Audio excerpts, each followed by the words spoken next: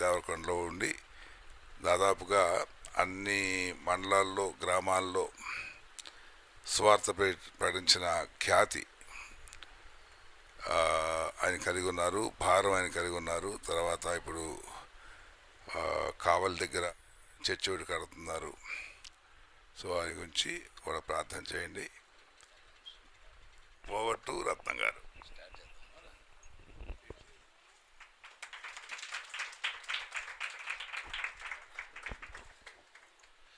హల్లెలూయా, హల్లెలూయా, హల్లెలూయా, హల్లెలూయా.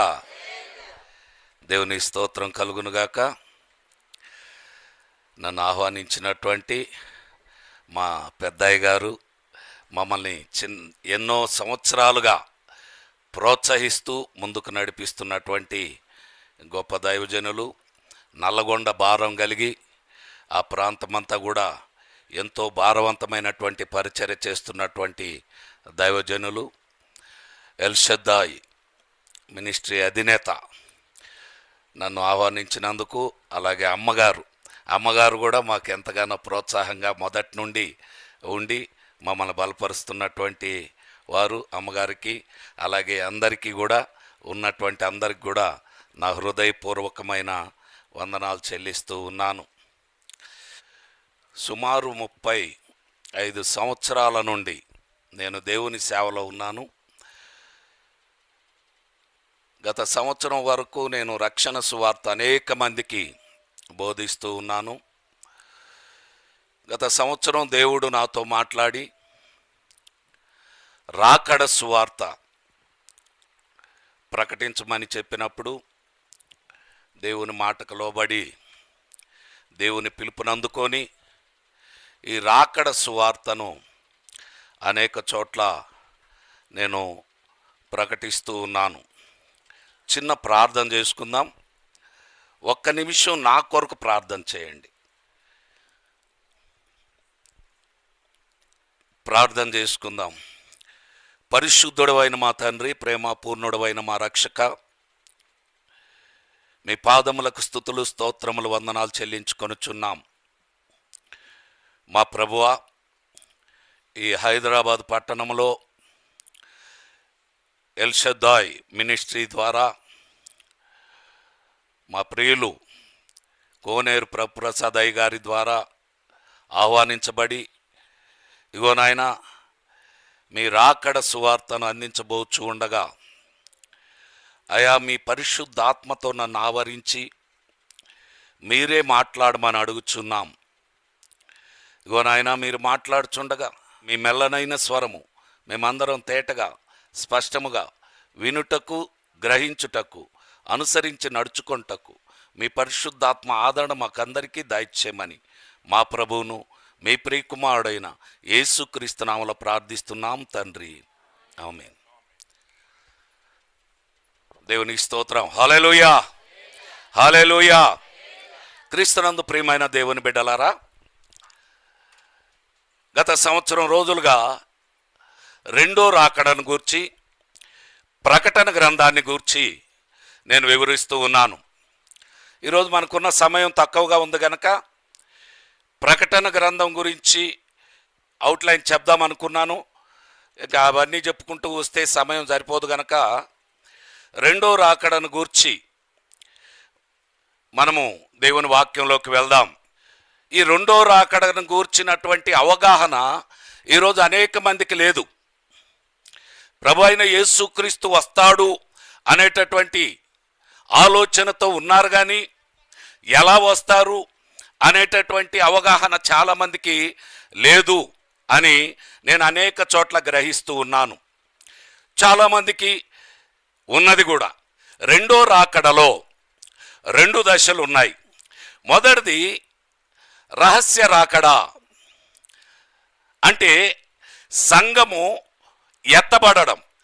రెండో దశ ఏంటంటే ఎత్తబడినటువంటి సంఘాన్ని వెంటబెట్టుకొని, దూతలను వెంటబెట్టుకొని ప్రభు అయిన యేసుక్రీస్తుల వారు భూలోకానికి రావడం. దీన్ని బహిరంగ రాకడా అని చెప్పి అన్నారు.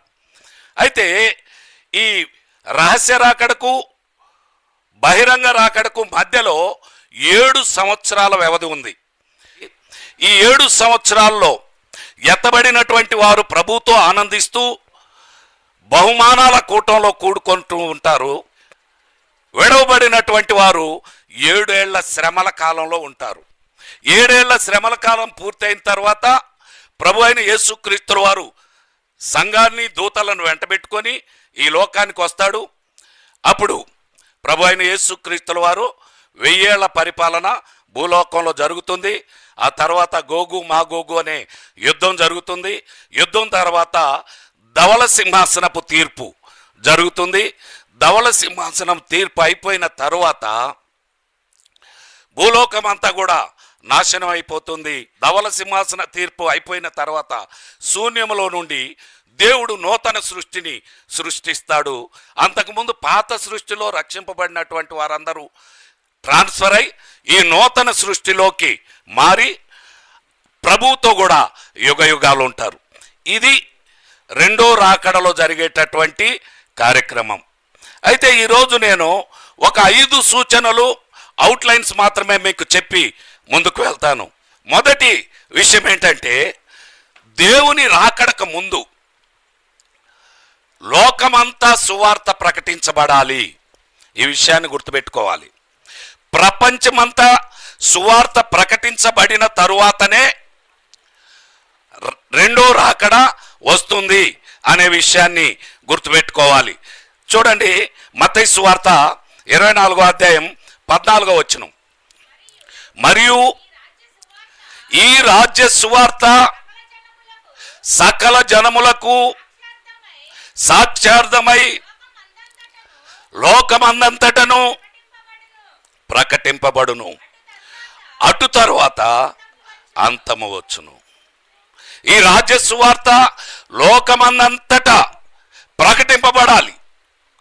ఎప్పుడైతే ఈ రాజ్య సువార్త లోకమందంతటా ప్రకటించబడతదో ఆ తర్వాతనే అంతము వచ్చును అని దేవుని వాక్యం సెలవిస్తా ఉంది. కనుక ఈ రెండో రాకడకి ముందు ప్రపంచమంతా కూడా ఈ రాజ్య సువార్త ప్రకటించబడాలి. రాజ్య సువార్త అంటే రక్షణ సువార్త ప్లస్ రాకడ సువార్త = రాజ్య సువార్త అని గుర్తుపెట్టుకోవాలి. ఇప్పటి వరకు మనం రక్షణ సువార్త వింటా ఉన్నాం. ప్రభు అయిన యేసుక్రీస్తు వారు మొదటి రాకడలో వచ్చాడు.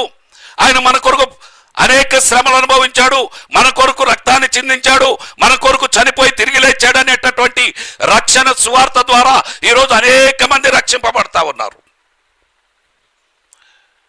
ఇప్పుడు రాజ్య సువార్త ప్రకటించబడాలి అంటే రాకడ సువార్త కూడా ప్రకటించబడాలి. ఇది మొదటి సూచన. తర్వాత రెండోది ఏంటంటే, ఇశ్రాయేలీలందరూ తమ స్వదేశానికి రావాలి. ఇజ్రాయేలీలందరూ దేవుడు ఏర్పాటు చేసుకున్నటువంటి జనాంగం. ఈ ఇజ్రాయేలీలందరూ లోకమంతా చెల్లాచెదురైపోయి ఉన్నారు. స్వదేశాన్ని విడిచి అనేక ప్రాంతాలకు వెళ్ళిపోయి ఉన్నారు. ప్రభు అయిన యేసుక్రీస్తు వారు ఈ లోకానికి రెండోసారి వచ్చే లోపల ఇజ్రాయేలీలందరూ కూడా స్వదేశానికి రావాలి. ఇప్పటికే చాలా మంది ఇజ్రాయెల్ దేశానికి వస్తూ ఉన్నట్టుగా అనేక పత్రికల్లో మనం చూస్తూ ఉన్నాం. తర్వాత మూడోది ఏంటంటే, యెరూషలేము దేవాలయం కట్టబడాలి. యెరూషలేము దేవాలయము కట్టబడాలి. ఇప్పటికే 3 సార్లు కట్టారు, అది పడగొట్టబడింది. ఇప్పుడు 4వసారి కట్టడానికి ప్రయత్నాలు జరుగుతూ ఉన్నాయి. యెరూషలేము దేవాలయం కట్టబడగానే రెండో రాకడ వస్తుందని కూడా గుర్తుపెట్టుకోవాలి.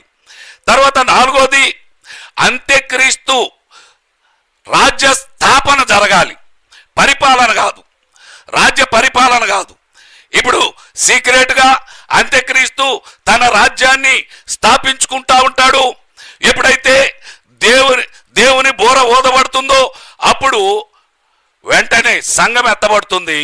అంత్యక్రీస్తు ప్రత్యక్షతై ఆ తర్వాత రాజ్య పరిపాలన మొదలు పెడతాడు. అయితే ఇప్పుడు ఈ అంత్యక్రీస్తు తన రాజ్యాన్ని స్థాపించుకోవడానికి సిద్ధపడుతూ ఉన్నట్టుగా మనం చూస్తూ ఉన్నాం. తర్వాత చివరిగా ఐదోది ఏంటంటే, ప్రకృతి సంబంధమైనటువంటి విపత్తులు అనేక మనం చూస్తాం. అనేక భూకంపాలు వస్తుంటాయి, అనేకమైనటువంటి రకాలైనటువంటి ప్రకృతి విపత్తులు మనం చూస్తూ ఉంటాం. ఇవన్నీ చూచినప్పుడు మనము ఏమనుకోవాలా? రాకడా ఎంతో సమీపంగా ఉన్నది అని మనం గుర్తుపెట్టుకోవాలి. క్రీస్తునందు ప్రియమైనటువంటి దేవుని బిడ్డలారా, ఇది రాకడకు ముందు జరిగేటటువంటి కార్యక్రమాలని నేను మీకు తెలియజేస్తూ ఉన్నాను. అయితే ఈరోజు మనం ధ్యానం చేయబోయేటటువంటి అంశం ఏంటంటే దేవుని బూర సంఘము ఎత్తబడుట. దయచేసి చూడండి, తెసలోనిక పత్రిక 4:16 నుండి చదవండి. 16 నుండి. ఆర్భాటముతోనూ ప్రధాన దూత శబ్దముతోనూ దేవుని బోరతోనూ పరలోకము నుండి ప్రభు దిగివచ్చును. క్రీస్తునందుండి మృతులైన వారు మొదట లేతురు. ఆ మీదట సజీవులమై నిలిచియుండు మనము వారితో కూడా ఏకముగా ప్రభువును ఎదుర్కొనుటకు ఆకాశ మండలమునకు మేఘముల మీద కొనిపోబడదుము.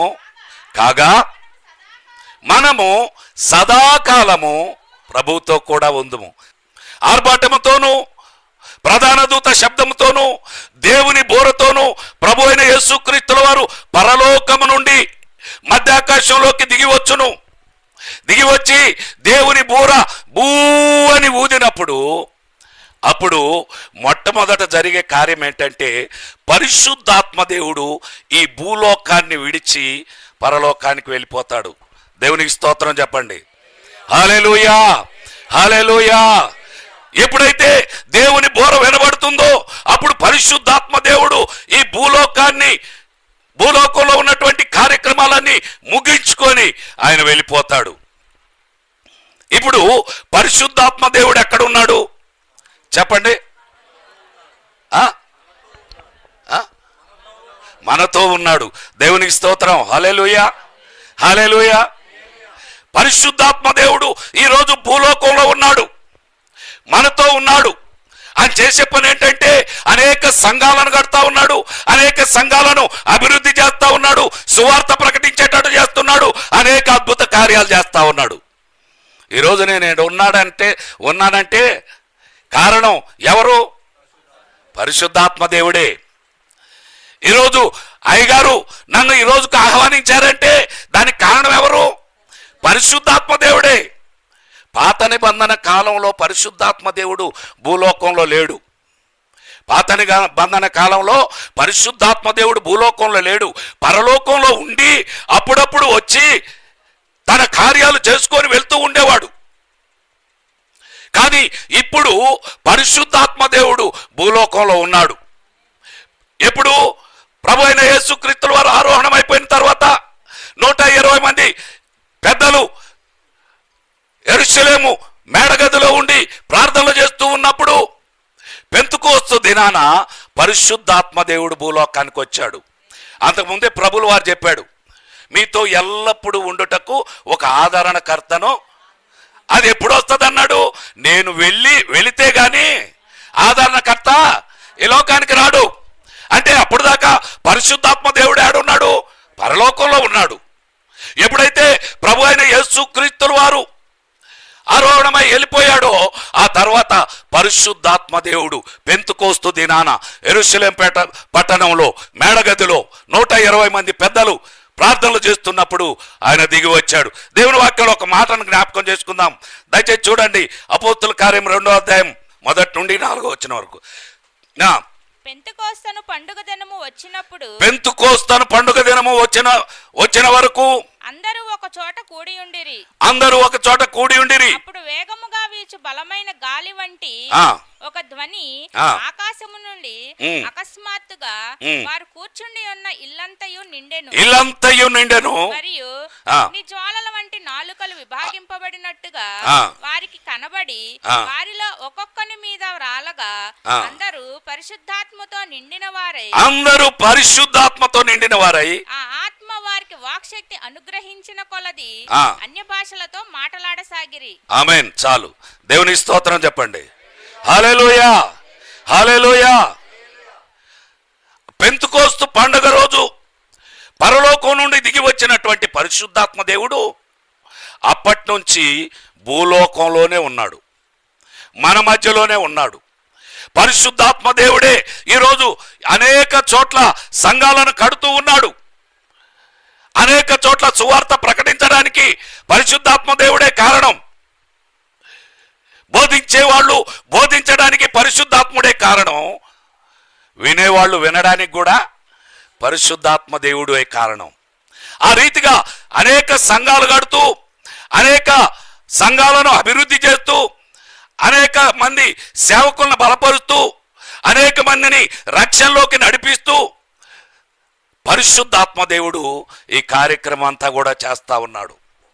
ఈ పరిశుద్ధాత్మ దేవుడు ఎప్పటి వరకు ఈ కార్యక్రమాలు చేస్తూ ఈ లోకంలో ఉంటాడు అంటే, ఆర్భాటముతోనూ ప్రధాన దూత శబ్దముతోనూ దేవుని బోరతోనూ పరలోకము నుండి ప్రభువు దిగి వచ్చి ఆ మధ్యాకాశంలో దేవుని బూర బూ అని ఊదినంత వరకు పరిశుద్ధాత్మ దేవుడు ఈ లోకంలో ఉంటానే ఉంటాడు.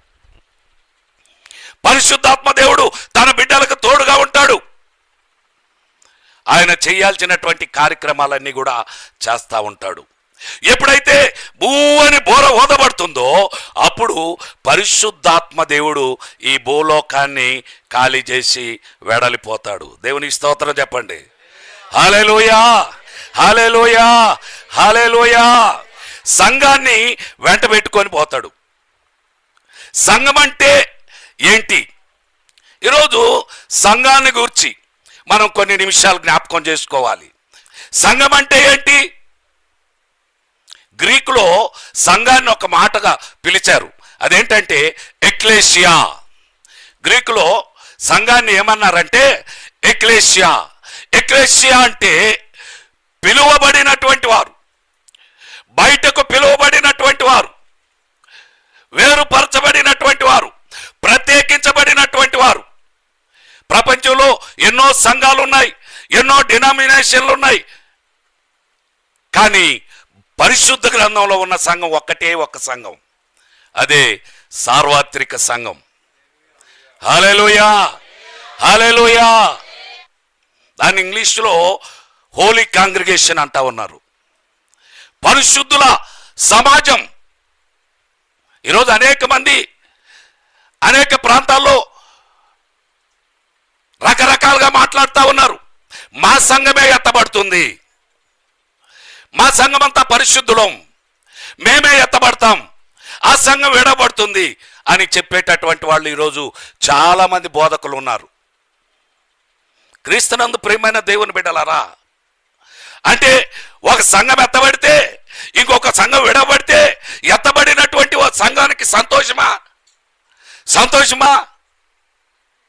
ఈరోజు అనేక మంది మా సంఘమే ఎత్తబడుతుంది, మా సంఘానికి రండి, మా సంఘంలో కూర్చోండి, మా సంఘం అంతా పరిశుద్ధులం, ఇలాంటి తప్పుడు బోధలు చేస్తా ఉన్నారు.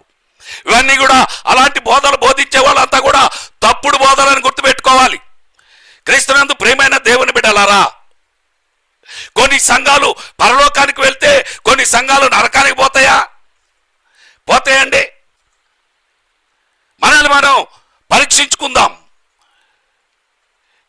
ఈ లోకంలో ఏ సంఘం కూడా పరలోకం పోదు, ఏ సంఘం కూడా నరకం పోదు. ఈ విషయాన్ని గుర్తుపెట్టుకోవాలి. ఈ లోకంలో ఉన్నటువంటి సంఘాలలో ఏ సంఘము పరలోకం పోదు, ఏ సంఘం కూడా నరకం పోదు. అదేంటి పాస్టర్ గారు, ఎటో గటుగా పోవాలి కదా, మరి పరలోకం పోకుండా మేమందరం రావడం ఎందుకు? ఈ ఉపవాసాలు ఎందుకు? ఈ ప్రార్థనలు ఎందుకు? ఈ కన్నీటి ప్రార్థనలు ఎందుకు? ఈ ఆదివార ప్రార్థనలు ఎందుకు? ఇవన్నీ అని మీరు అడగొచ్చు.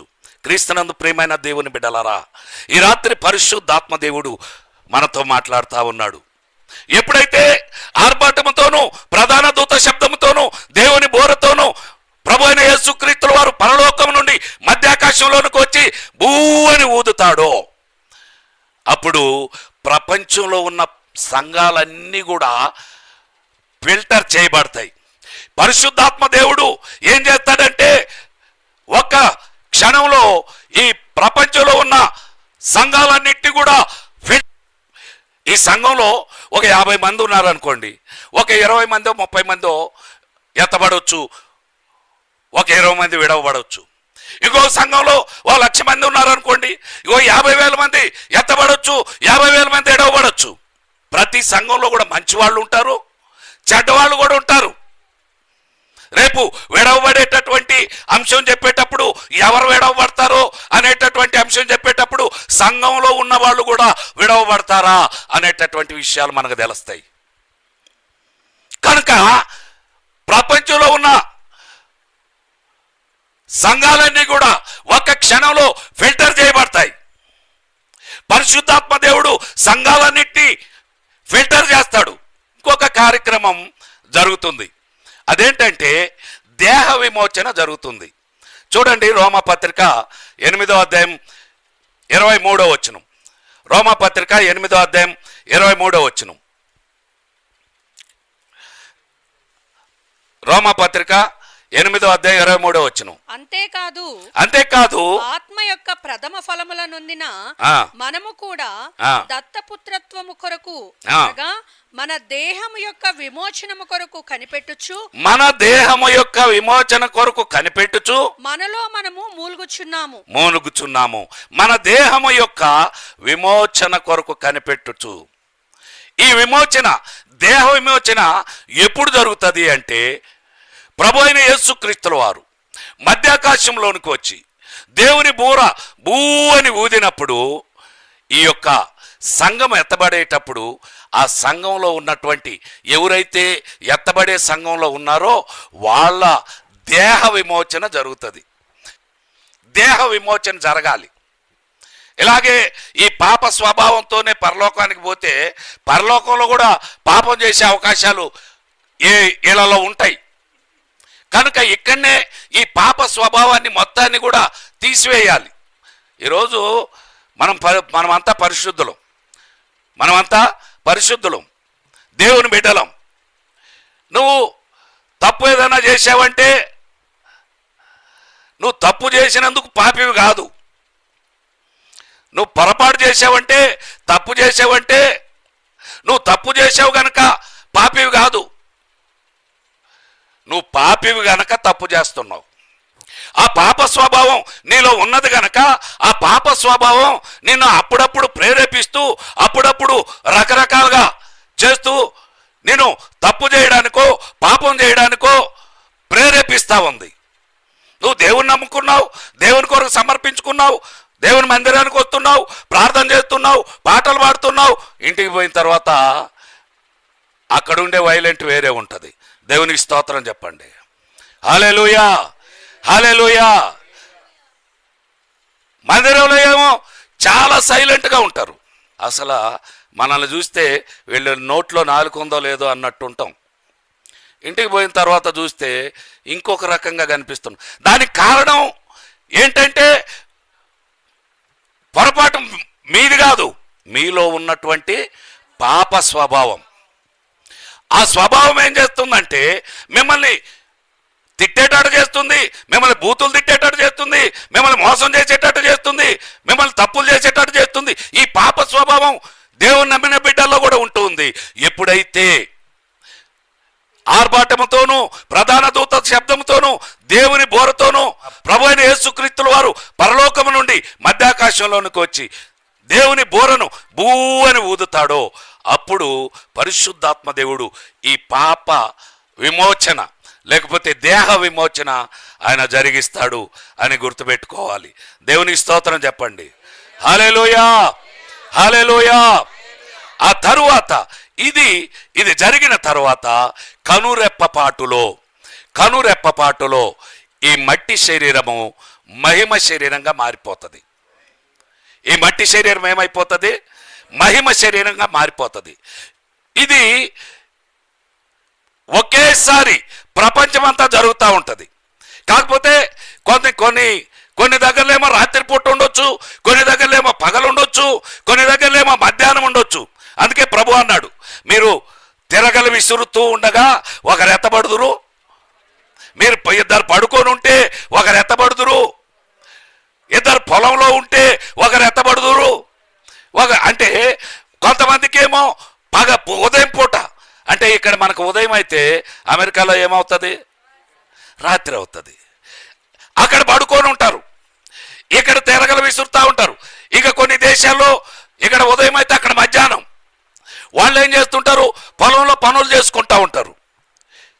దేవుని బోర ఏకకాలంలో ఊదబడుతుంది, ఒకేసారి ఊదబడుతుంది. కానీ ఆయా దేశాల్లో ఉండేటటువంటి టైమింగ్స్ ప్రకారం కొంతమందికి రాత్రి అవ్వచ్చు, కొంతమందికి ఉదయం కావచ్చు, కొంతమందికి మధ్యాహ్నం కావచ్చు. ఏదేమైనప్పటికీ ఎప్పుడైతే దేవుని బోర బూ అని ఊదబడుతుందో, ఈ రీతిగా సంఘాన్ని రెండు గుంపులుగా మార్చి తన కంట్రోల్లో ఉంచుకొని దేహశుద్ధి చేసి ఈ మట్టి శరీరం మహిమ శరీరంగా మారిపోద్ది. ఈ మట్టి శరీరం ఏమైపోద్ది, మహిమ శరీరంగా మారిపోద్ది. ఈ మధ్య అమెరికాలో టీషర్ట్లు గుట్టిస్తున్నారంట. ఆ టీషర్ట్ల మీద ఏమని రాస్తున్నారంటే, ఇదిగో దేవుని బోర ఊదినప్పుడు ఈ శరీరం వెళ్ళిపోతుంది, ఈ టీషర్ట్ మాత్రం ఇక్కడనే ఉంటుంది అని రాస్తున్నారంట. హల్లెలూయా, హల్లెలూయా. ఈ బట్టలు పోవండి, ఈ బట్టలు మార్చబడవు. ఈ బట్టలు ఇక్కడ ఇప్పుడు ఈ సమయంలో దేవుని బోర బూ అని ఊదాడు అనుకోండి, ఇక్కడ కొంతమంది ఎత్తబడతారు కదా, పక్కనుండే వాళ్ళ పక్కన వాళ్ళ బట్టలే ఉంటాయి కానీ మనిషి ఉండరు. ఏమైపోయారో అర్థం కాదు. కొంతమంది ప్రయాణం చేస్తూ ఉంటారు, ప్రయాణం చేసేటప్పుడు డ్రైవర్ రక్షింపబడి ఉన్నాడు అనుకోండి, హల్లెలూయా, డ్రైవర్ ఎత్తబడతాడు. ఆ బస్సు, ఆ లారీయో లేకపోతే ఆ కారో ఎక్కడ పోయి గుద్దుకుంటుందో, ఎంతమంది చచ్చిపోతారో తెలియదు. దేవునికి స్తోత్రం చెప్పండి. అందుకే ఈ మధ్య అమెరికాలో ఈ విమానం ప్రయాణం నడిపేటటువంటి పైలట్లని ఇద్దరిని తీసుకుంటున్నారంట. అది ఎవరినంటే ఒకరు రక్షింపబడి ఉండాలంట, ఒకరు రక్షింపబడకుండా ఉండాలంట. ఇది జరుగుతూ ఉన్నదంట, నిజమిది. ఇప్పుడు కొన్ని ప్రాంతాల్లో ఈ యొక్క రక్షణ సువార్త, రాకడ సువార్త తెలిసినటువంటి కొన్ని ప్రాంతాల్లో ఏం చేస్తున్నారంటే, ఒక రక్షణ పొందినటువంటి వాడు ఒక రక్షణ పొందనటువంటి వారిని పైలట్లుగా తీసుకుంటున్నారంట.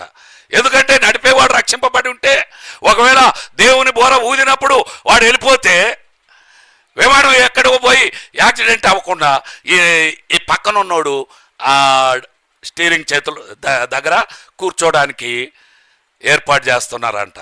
కనుక క్రీస్తునందు ప్రియమైనటువంటి దేవుని బిడ్డలారా, ఎప్పుడైతే బోర ఊదబడుతుందో అప్పుడు ఈ మట్టి శరీరము మహిమ శరీరంగా మార్చబడుతుంది.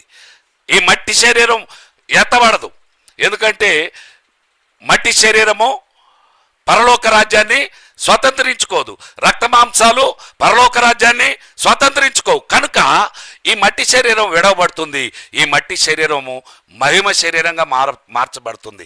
ఎలాగంటే గొంగలి పురుగు, బొచ్చు పురుగు అందరికీ తెలుసు కదా. గొంగలి పురుగును చూశారా? గొంగలి పురుగును చూశారు కదా, అందరు చూశారు కదా. అది కొంతకాలం చాలా అసహ్యంగా కనిపిస్తూ ఉంటుంది. ఆ ఒళ్ళంతా బొచ్చు బొచ్చు ఉంటుంది, ఆ ముళ్ళు ముళ్ళు ఉంటుంది, చూస్తేనే కంపరం పుడుతుంటుంది. అది అలా అలా అలా అలా తిరుగుతూ ఉంటుంది. దానికి మనం చూస్తే చంపేస్తాం, కానీ ఆ ఆకుల మీద ఆడ ఇడ తిరిగి తిరిగి ఎక్కడో దగ్గర ఒక గూడు పెట్టుకుంటుంది. కొన్ని రోజుల తర్వాత గూడు పగలగొట్టుకొని వస్తుంది. ఎలా వస్తుందో తెలుసా? సీతాకోకు చిలక. దేవునికి స్తోత్రం చెప్పండి, హల్లెలూయా. ఇప్పుడు ఎగిరే సీతాకోకు చిలకలన్నీ ఒకప్పుడు ఏంటి? గొంగలి పురుగులు, బొచ్చు పురుగులు.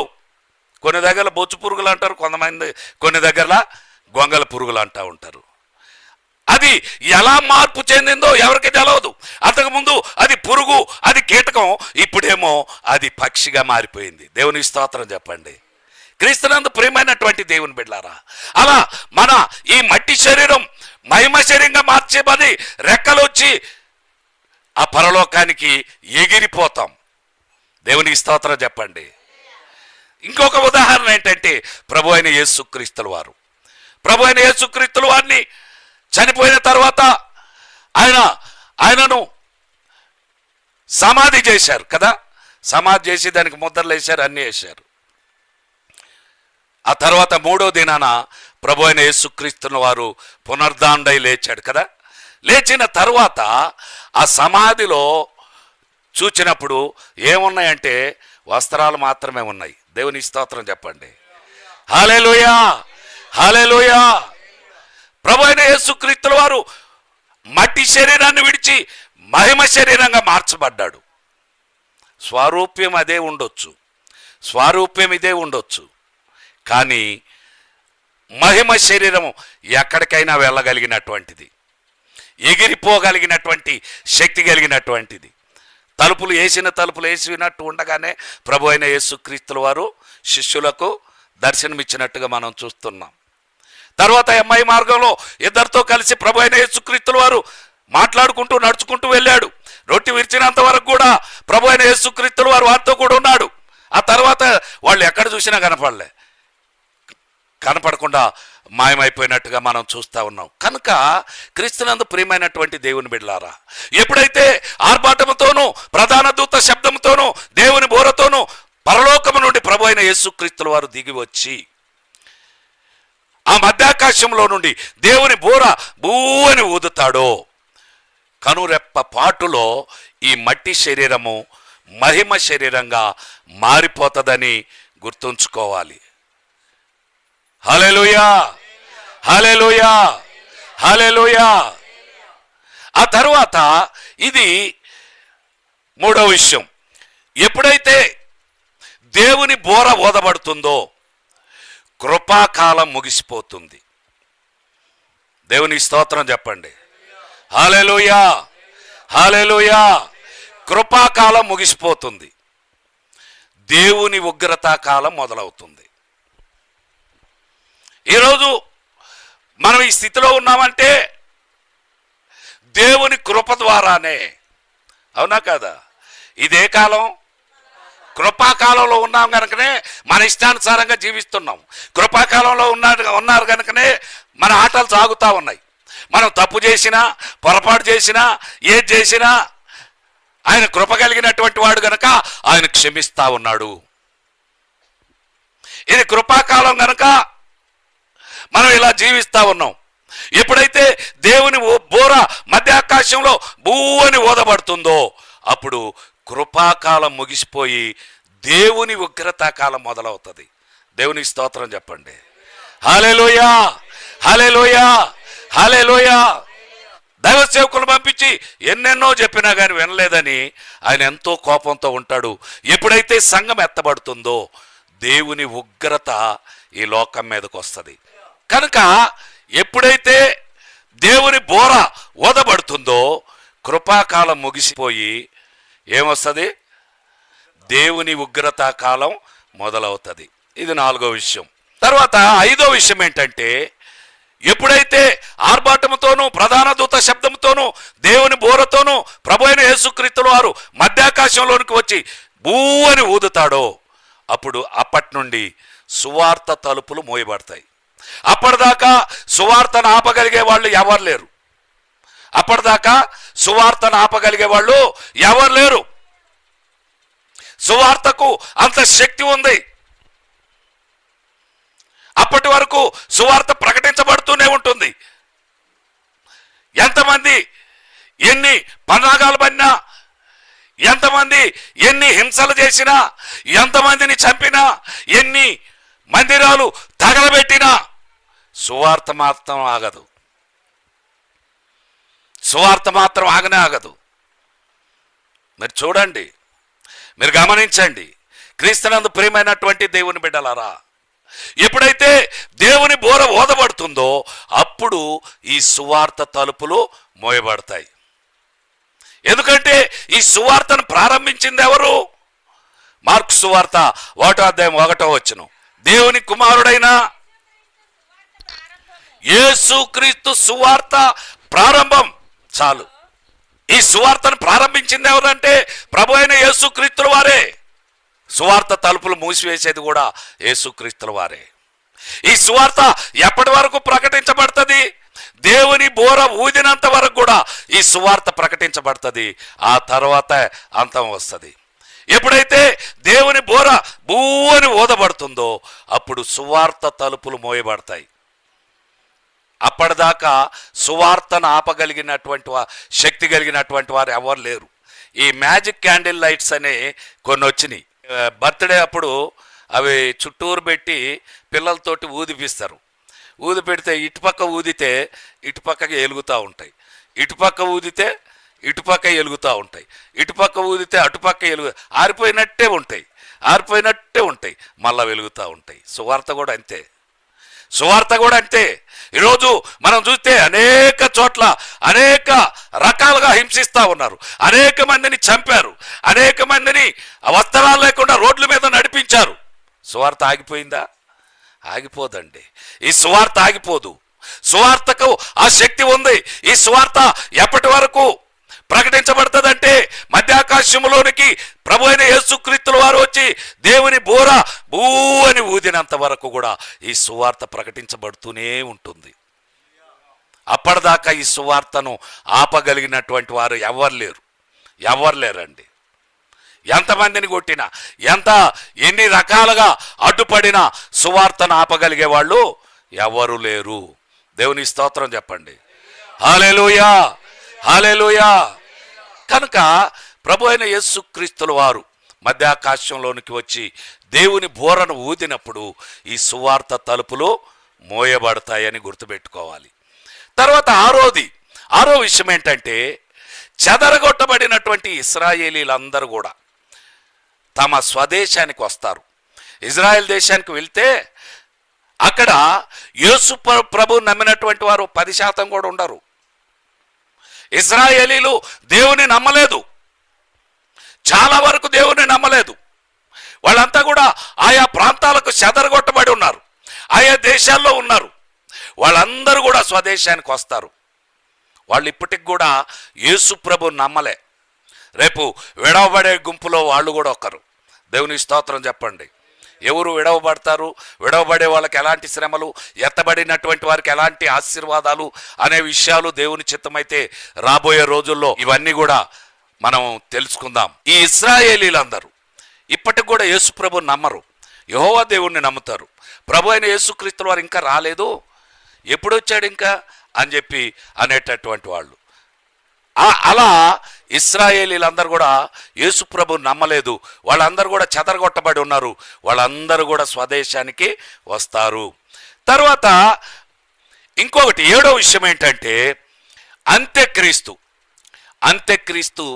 రాజ్య స్థాపన మొదలు పెడతాడు. దేవుని బోర ఊదేసరికి అంత్యక్రీస్తు రాజ్య స్థాపన మొదలవుతుంది. రాజ్య పరిపాలన కాదు. పరిపాలన ఎప్పుడు మొదలవుతుందంటే, ఎప్పుడైతే సంఘం ఎత్తబడుతుందో అప్పుడు అంత్యక్రీస్తు ప్రత్యక్షం అవుతాడు.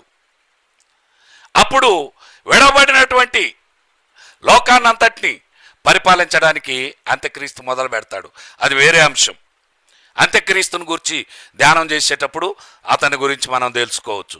కానీ ఈ బోర ఊదేసరికి ఏం చేస్తున్నాడంటే, అంత్యక్రీస్తు ఏం చేస్తాడంటే తన రాజ్య స్థాపన అంటే ఎలా అనేటటువంటిది అన్నీ చేసుకుంటా ఉంటాడు.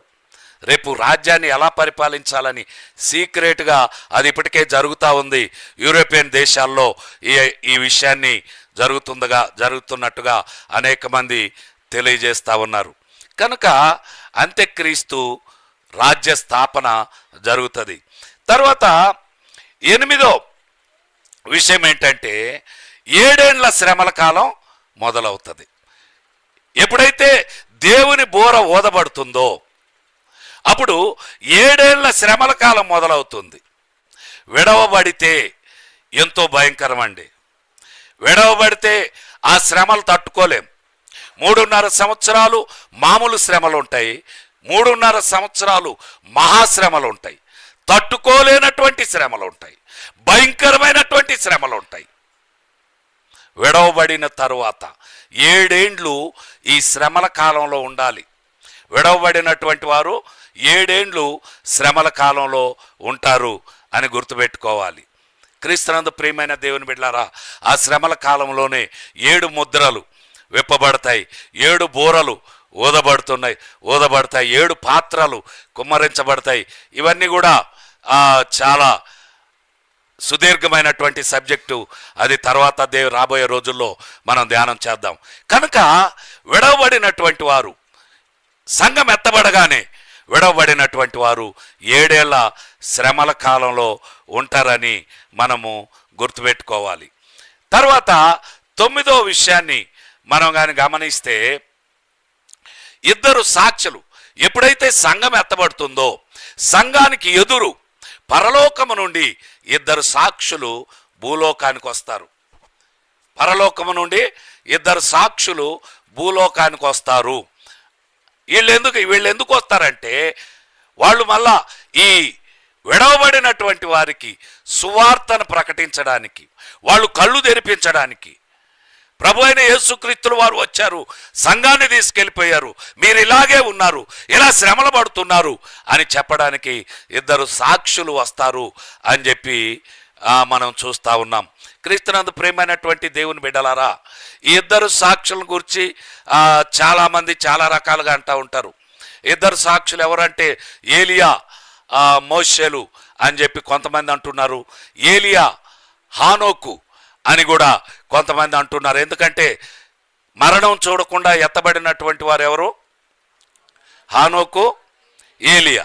వీళ్ళు ఈ లోకంలో పుట్టినటువంటి వాళ్ళందరూ కూడా మరణించాలి కనుక, వాళ్ళు మరణం చూడకుండా ఎత్తబడ్డారు కనుక మళ్ళా భూలోకానికి వచ్చి వాళ్ళు మరణించి మళ్ళా ఎత్తబడాలి అన్నట్టుగా కొంతమంది చెప్తా ఉంటారు. కొంతమంది వాళ్ళు చేసేటటువంటి సూచక్రియలు, రేపు వాళ్ళు వచ్చిన తర్వాత వాళ్ళు కొన్ని సూచక్రియలు చేస్తూ ఉంటారు. ఆ సూచక్రియలను బట్టి మోషే, ఏలియా అని కూడా కొంతమంది అంటూ ఉన్నారు. ఈ 2 సాక్షి ఎప్పుడైతే సంఘం పరలోకానికి ఎత్తబడుతుందో అప్పుడు 2 సాక్షులు సంఘానికి ఎదురుగా భూలోకానికి దిగి వచ్చి ఈ విడవబడినటువంటి అన్యులకు, నాస్తికులు లేకపోతే ఇశ్రాయేలీలకు, వీళ్ళందరికీ కూడా సువార్త ప్రకటిస్తారు. సువార్త వాళ్ళు 3.5 సంవత్సరాలు ఈ లోకంలో ఉంటారు. 3.5 సంవత్సరాల తర్వాత అంత్యక్రీస్తు వాళ్ళిద్దరిని చంపేస్తారు. చంపేసిన తర్వాత వాళ్ళిద్దరి శవాలు యెరూషలేము వీధుల్లో పడేస్తారు. ఇదంతా కూడా ప్రపంచమంతా కూడా లైవ్ చూస్తూ ఉంటుంది. 3.5 రోజులు వాళ్ళ శవాలు వీధుల్లోనే ఉంటాయి. ఎవరు పాతి పెట్టే వాళ్ళు ఉండరు, ఏది ఉండదు. 3.5 రోజుల తర్వాత వాళ్ళు మార్పు చెంది ఎత్తబడేటటువంటి గుంపులోకి వెళ్ళిపోతారు. దేవునికి స్తోత్రం చెప్పండి. ఈ రీతిగా బోర ఊదగానే సంఘం ఎత్తబడుతూ ఉండగా 2 సాక్షులు భూలోకానికి దిగి రావడం మనం చూస్తాము. తర్వాత 10వ విషయం ఏంటంటే ఈ ఎత్తబడినటువంటి సంఘం నేరుగా క్రీస్తు న్యాయ సింహాసనం ఎదుట నిలబెడుతుంది. క్రీస్తు న్యాయ సింహాసనం ఎదుట ఆ తీర్పులో వాళ్ళు నిలబడతారు. ఇది అక్కడ ఎత్తబడినటువంటి సంఘం ఏం చేస్తుందంటే దేవుని దగ్గర బహుమానాలు తీసుకుంటూ ఉంది. ఎత్తబడినటువంటి సంఘం ఏం చేస్తుందంటే దేవుని దగ్గర కిరీటాలు పొందుకుంటూ ఉంటుంది, దేవునితో ఆనందిస్తూ ఉంటుంది, ఆ వివాహ విందులో పాలు పొందుతుంది ఎత్తబడినటువంటి సంఘం. అదే సమయంలో విడవబడినటువంటి సంఘం అనేక కష్టాలు పడుతూ ఉంటుంది, అనేక శ్రమలు పడుతూ ఉంటుంది. వాళ్ళ బాధలు, వాళ్ళ శ్రమలు వర్ణనాతీతం. విడవబడినటువంటి సంఘాన్ని గూర్చి మనం ధ్యానం చేసేటప్పుడు మనము అవన్నీ కూడా మనము జ్ఞాపకం చేసుకుందాం. క్రీస్తునందు ప్రియమైనటువంటి దేవుని బిడ్డలారా, కనుక మనము ఎలాంటి స్థితిలో ఉన్నాం ఈరోజు మనల్ని మనం గుర్తుపెట్టుకుందాం. ఎత్తబడే స్థితిలో ఉన్నామా లేకపోతే విడవబడే స్థితిలో ఉన్నామా మనల్ని జ్ఞాపకం చేసుకుందాం. ఎత్తబడకపోతే భయంకరమైనటువంటి పరిస్థితి. చివరిగా నేను ఒక 2 మాటలు మీకు ఎత్తబడాలి అంటే ఏం చేయాలి అనేటటువంటి చెప్పి నేను ముగిస్తాను. ఎత్తబడే సంఘంలో ఉండాలి అంటే మొట్టమొదటిగా రక్షణానుభవం కలిగి ఉండాలి. ఎత్తబడే సంఘంలో ఉండాలంటే రక్షణానుభవం కలిగి ఉండాలి. మన పాపాలను ఒప్పుకోవాలి, మన నోటితో ఒప్పుకొని పాపాలను విడిచిపెట్టాలి. ఈరోజు పాపాలు ఒప్పుకుంటున్నాం, చాలామంది సంఘంలో ఏం చేస్తారంటే, ప్రభువా నేను పాపిని, నన్ను క్షమించయ్యా అని చెప్పి ప్రార్థన చేస్తున్నారు. మళ్ళీ ఇంటికి పోయి అదే పాపం చేస్తూ ఉన్నారు. మళ్ళీ రేపు వస్తున్నారు, ప్రభువా నేను పాపినయ్యా నన్ను క్షమించంటా ఉన్నారు. కానీ ఇది ఎత్తబడే సంఘంలో ఉండేటటువంటి వారి లక్షణం కాదు. మన పాపాలను మన నోటితో ఒప్పుకోవాలి, ప్రభు అయిన యేసుక్రీస్తు రక్తంలో కడగబడాలి, పాపాలను ఒప్పుకొని విడిచిపెట్టాలి. మళ్ళా ఆ పాపం జోలికి పోకూడదు.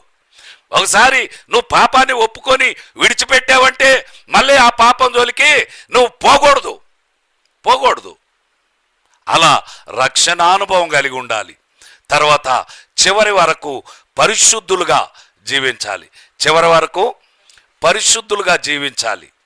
తర్వాత మూడోది ఏంటంటే, నిన్ను వలె నీ పొరుగువాన్ని ప్రేమించాలి.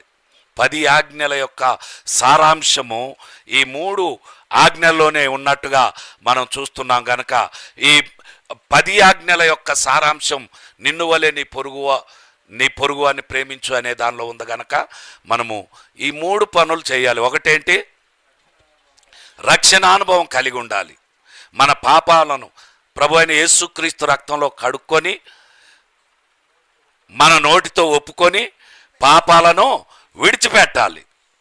తర్వాత రెండోది ఏంటంటే, చివరి వరకు పరిశుద్ధంగా ఉండాలి, పరిశుద్ధంగా జీవించాలి. మూడోది, నిన్ను వలె నీ పొరుగు వారిని ప్రేమించండి. పై 2 చేయగలం కానీ మూడోది మాత్రం చేయలేం పాస్టర్ గారు అంటున్నారు కదా. ఎంతమంది మీ పక్కింటి వాళ్ళతోటి పలుకుతున్నారో చేతులు ఎత్తండి. 2 పక్కల 3 పక్కల ఇల్లు ఉంటాయి కదా, మీ చుట్టుపక్కల ఇల్లు ఉంటాయి కదా. 3 పక్కలు ఉంటే 3 పక్కల ఇళ్ళ వాళ్ళతోటి సంతోషంగా హ్యాపీగా ఉన్నారా అంటే కొంతమంది లేమనే చెప్తూ ఉంటారు. కనుక ఈ 3 కలిగి కానీ ఉండగలిగితే మనము ఎత్తబడే సంఘంలో ఉంటాం. ఎత్తబడే సంఘంలో ఉంటే ప్రభుతో ఆనందం, ఎత్తబడే సంఘంలో ఉంటే ప్రభుతో సంతోషం. అక్కడ బహుమానాలు ఉంటాయి, అక్కడ కిరీటాలు ఉంటాయి, అక్కడ పదవులు ఉంటాయి, అక్కడ విందులు ఉంటాయి. ఇవన్నీ కూడా దేవుని చిత్తమైతే రాబోయే రోజుల్లో అక్కడ ఏమేమి ఉంటాయో అవన్నీ కూడా మనం తెలుసుకుంటాం. విడవబడే స్థితిలో ఉంటే భయంకరమైన శ్రమల్లో మనం ఉంటాం. 3.5 సంవత్సరాలు మామూలు శ్రమలు, తర్వాత 3.5 సంవత్సరాలు భయంకరమైన తట్టుకోలేని శ్రమల్లో మనం ఉంటాం కనుక మనల్ని మనం పరీక్షించుకొని రక్షణానుభవం కలిగి పరిశుద్ధులంగా చివరి వరకు జీవిస్తూ మనల్ని వలె మన పొరుగు వారిని కూడా ప్రేమిస్తూ ఎత్తబడే సంఘంలో ఉండులాగు పరిశుద్ధాత్మ దేవుడు మనకు సహాయం చేయనుగాక. అందరు కళ్ళు మూసుకున్నట్లయితే చిన్న ప్రార్థన చేసుకుందాం. పరిశుద్ధుడు అయిన మా తండ్రి, ప్రేమగల నాయన, స్తోత్రములు వందనాలు చెల్లించుకొంచున్నాం. అవును ప్రభా, ఇదిగో నాయన, ఆ ప్రభా 2వ రాకడను గూర్చినటువంటి విషయాలు చాలా మాకు తెలియజేశారు. 2వ రాకడలో ఆయా ప్రభా మొదటి దశ అయినటువంటి రహస్య రాకడను గూర్చి మాకు తెలియజేశారు.